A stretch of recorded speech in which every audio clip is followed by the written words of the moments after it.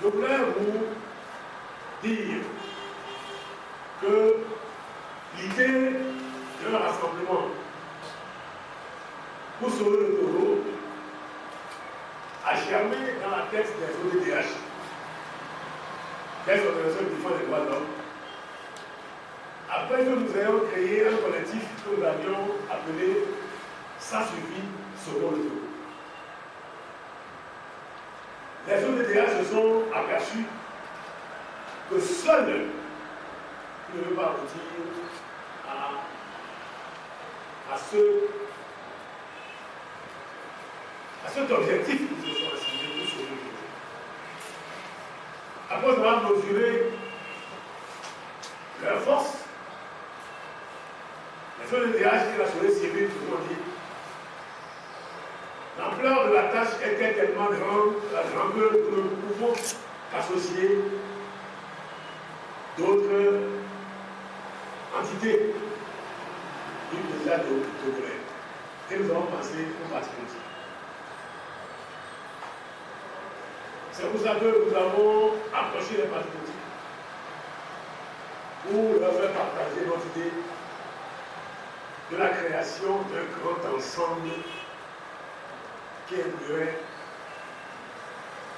les associations, les ODDH, les partis politiques. Nous avons pensé également aux syndicats.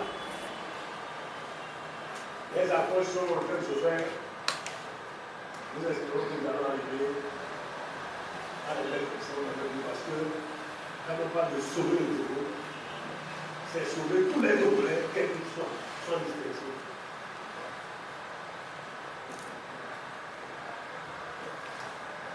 Nous avons donné des discussions, vous êtes rendu compte, très nombreux.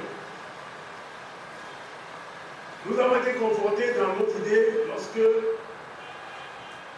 pendant la marche du 2 mars 2012, tout le monde appelait au rassemblement. Tout le monde appelait à l'idée d'action. Et nous vous avions promis que nous ne descendrons plus que lorsque nous serons mis ensemble. Et que c'est ensemble que nous allons faire ce que nous avons l'intention de faire. Et c'est pour ça que le temps a paru long, mais nous y sommes arrivés, que depuis le 2 mars 2012, nous avons pu sentir sur le terrain. Donc on pensait que est-ce que c'est fini, il y en a qui posaient des questions, mais nous avons préféré patienter et arriver à faire la jonction que nous voulions faire, à savoir la jonction des ODDH, des associations de la société civile et des partis politiques. Nous y sommes arrivés et je peux vous dire que nous y sommes arrivés seulement hier. Hier, nous avons conclu ce que nous devons conclure. C'est pour ça que nous avons appelé aujourd'hui. Sans retard, pour vous annoncer la grande nouvelle. La grande nouvelle de la création du collectif Sauvons le taureau. Des réglages ont été faits au sein de chaque entité, aussi bien les ODDH que au sein des partis politiques. Des réglages continuent de se faire, mais nous sommes heureux, je suis heureux de vous, au nom de tout le collectif, de dire que nous sommes enfin arrivés à créer la grosse entité que nous avions espéré, que nous avons tant souhaité. Et nous sommes heureux de vous dire que désormais, vous nous verrez agir la main dans la main, ensemble, pour conclure, pour agir pour sauver le taureau. Nous vous demandons également, je demande au nom de l'ensemble du collectif, à vous tous journalistes, de nous accompagner dans nos tâches. Nous demandons à la population togolaise dans son ensemble de se lever comme un seul homme pour que nous sauvions notre pays. Pour que nous fassions de notre pays ce que nos grands, nos pères ont inscrit dans la Constitution togolaise et dans l'État national du Togo, Togo-Chéri, lors de l'humanité. Nous devons tous nous lever pour que nous sauvions le Togo-Chéri, la terre de nos aïeux, lors de l'humanité. Ce n'est pas un travail des ODH seuls, ce n'est pas non plus un travail des partis politiques seuls, ce n'est pas un travail non plus de la coordination seule, ce n'est pas un travail du collectif seul, c'est un travail de tout le peuple togolais. Nous souhaitons que tous les Togolais, quels qu'ils soient, se lèvent avec nous pour que nous mobilisation pour sauver le Togo. Le Togo et de ses enfants les conducteurs, Togolais fait monter de partout des clameurs à la gloire de notre Togo et célébrer sa beauté. Poèmes aussi des enchanteurs, feu majestueux dans la prestige le sang merveilleux. Pour prier le parole fécondité, soyez bénis tous, soyez heureux, pays de nos aïeux.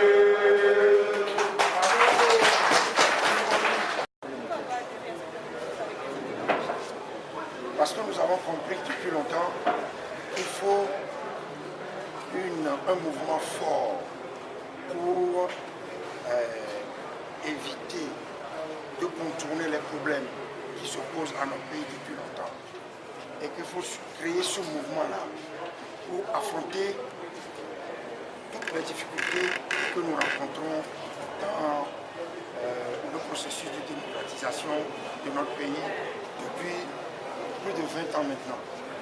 Et que si les choses traînent, c'est parce que nous avons manqué de capacité d'indignation et que nous n'avons pas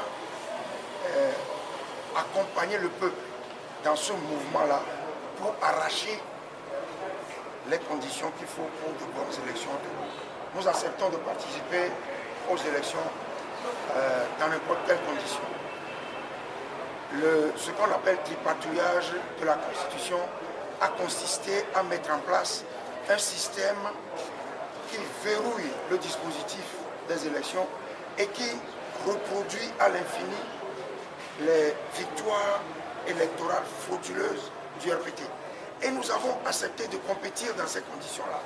Ce qu'il faut aujourd'hui, c'est ensemble avec ce collectif, c'est de mettre en place un dispositif qui fasse sauter tous les verrous qui empêchent l'organisation des élections libres, transparentes, équitables et démocratiques. Voilà l'intérêt pour tous de participer à ce collectif. À voir que les élections prochaines sont dans quelques mois, est-ce que ce collectif aura son temps pour bien préparer ce dispositif-là? C'est vous qui tombez dans le piège du temps. Vous croyez qu'on va à des élections parce qu'il est temps d'aller à des élections et que même si les conditions ne sont pas réunies, on s'empresse de participer à des élections parce que les échéances constitutionnelles appellent des élections. Non, on participe à des élections lorsque les élections sont libres, transparentes, équitables et démocratiques. On ne participe pas à des élections parce qu'il est temps d'aller à des élections et que la Constitution a prévu que dans 3 mois on doit aller aux élections. Mais justement, en 2010, la marche n'a pas marché, le dialogue n'a pas réussi. Qu'est-ce qu'on fera maintenant pour vraiment arriver à les... Vous faites partie des impatients qui ne savent pas lutter. La lutte ne met pas le résultat à une échéance immédiate. Quand on lutte, on prend le temps de lutter. On s'accorde le temps de lutter et on est ferme et on est patient pour aller au résultat. Et en 2010, vous avez répété le même refrain que lorsque les conditions ne sont pas réunies, vous n'irez pas aux élections. Mais on vous a vu participer à l'élection de 2010. Il ne faut pas poser les questions comme ça.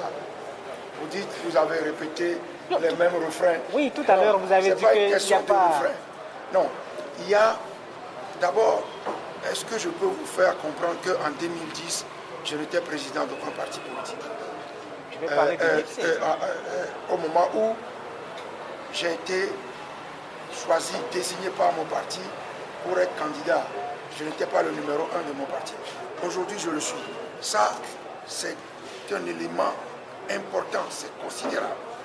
Nous avons estimé, en faisant le bilan, que le Togo est tellement malade, le Togo est tellement mal entouré, que les ordres, les associations de la société civile sont limitées pour pouvoir agir efficacement. C'est pour ça que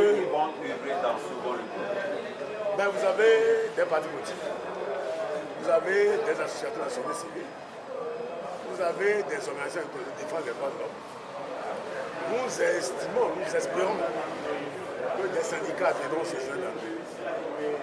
Et nous comptons rassembler le plus de bonne volonté possible pour atteindre ces objectifs. Les objectifs, c'est justement de sortir le Togo de la déliquescence avancée dans laquelle il se trouve aujourd'hui.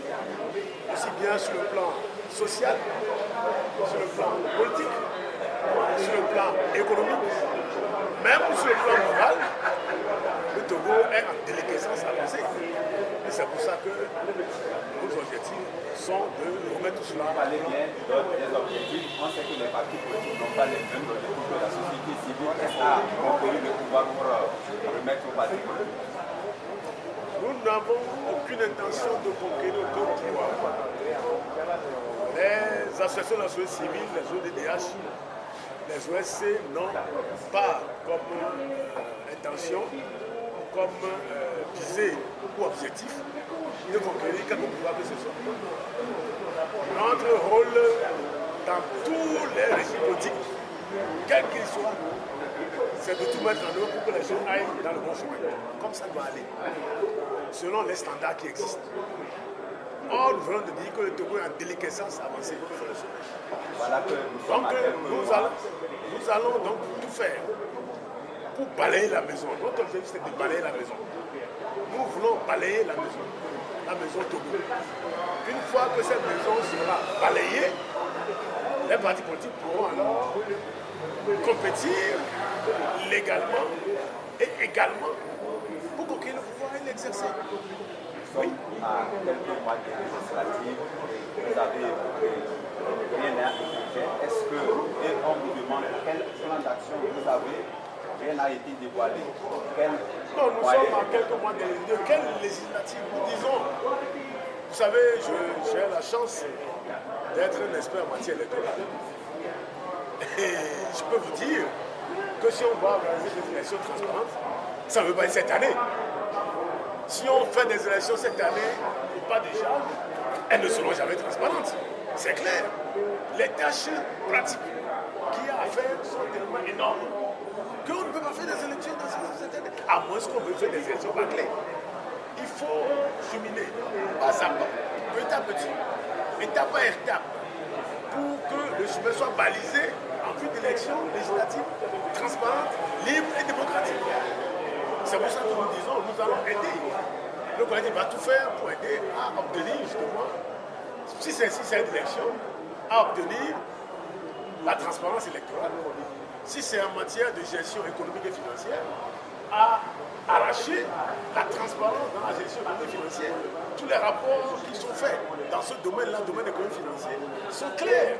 Le Togo a mal géré, très mal géré. C'est pour ça que les gens souffrent. Les populations sont dans la misère.